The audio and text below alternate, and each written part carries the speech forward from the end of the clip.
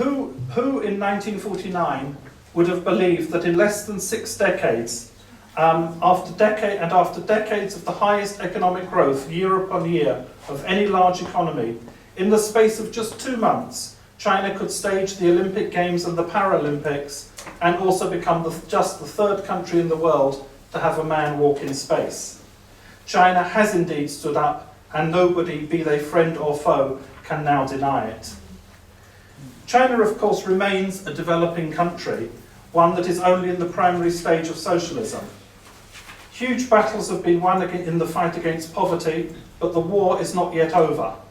Old problems are compounded by complex new social contradictions, environmental challenges, and so on, as the country develops its socialist path on the basis of trial and error.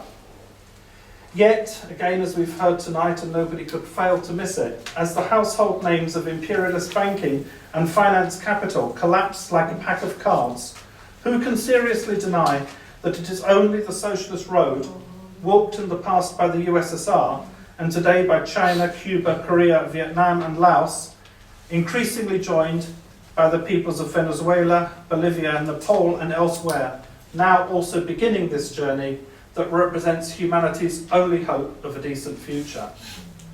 As the Financial Times put it this Monday, in a story headlined, "Damaging Lessons as Capitalist Model Discredited." Yes, comrades, I did say the Financial Times, not the Pyongyang Times.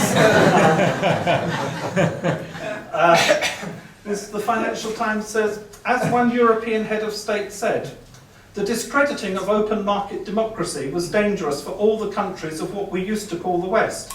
It is very damaging, he said. Some people are trying to see this as a failure of Western values, of capitalism overall. Well, I'm tempted to say they wouldn't have to try very hard. This unnamed European head of state continues, when I met African leaders this week, some of them said to me, maybe we should follow the Chinese model instead. So this is why, as all the speakers have said, it's so important for us to celebrate the birthday of the People's Republic. It is China and the other socialist countries that represent the guarantee of a better tomorrow for all working and oppressed people, not just the people of their own countries. And it is therefore our absolute duty to support them through thick and thin.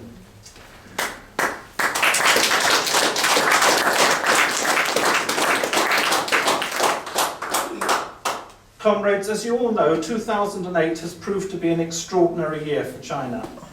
Besides the triumphs of the Olympics, the Paralympics, and the spacewalk, the Chinese people have also had to face grim challenges and terrible ordeals. These have included severe natural disasters, such as the blizzards and snowstorms that ravaged the southern part of the country around Chinese New Year, and above all the terrible Wenchuan earthquake in Sichuan province that, as we heard and we all know, killed tens of thousands, affected millions, and profoundly moved the whole country.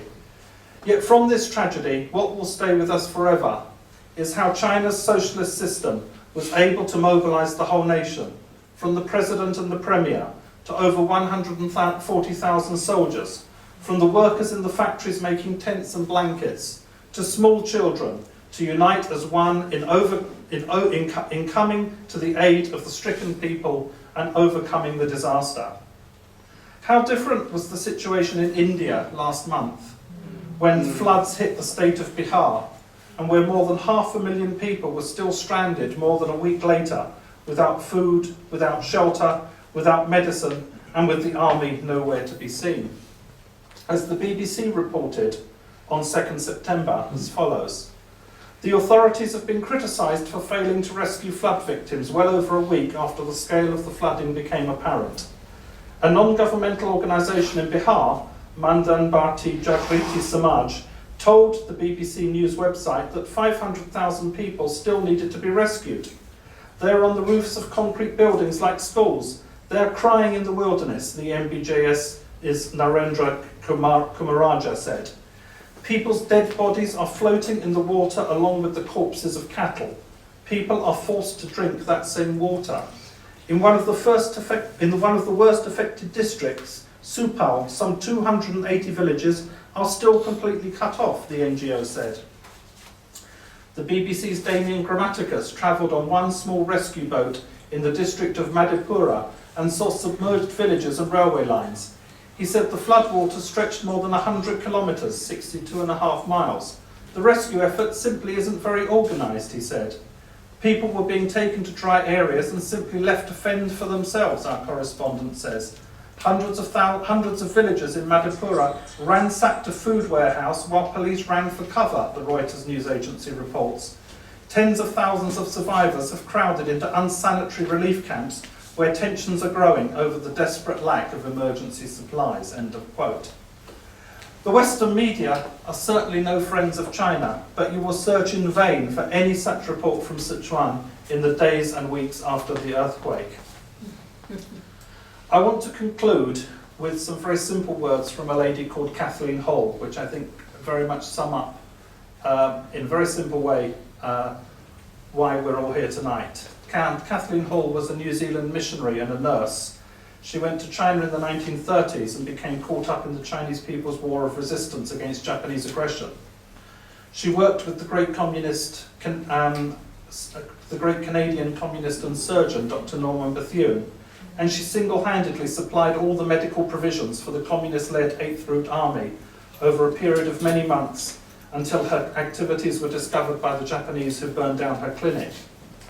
After the founding of the People's Republic, Kathleen was one of the people who set up the New Zealand-China Friendship Society, and she spent years travelling the length of the country to speak at meetings and to tell people the truth about China. Now, she was a devout Christian to the end of her days, and she would begin her talk with these words: "Thank God for what has happened in China, because little girls are no longer sold in the streets."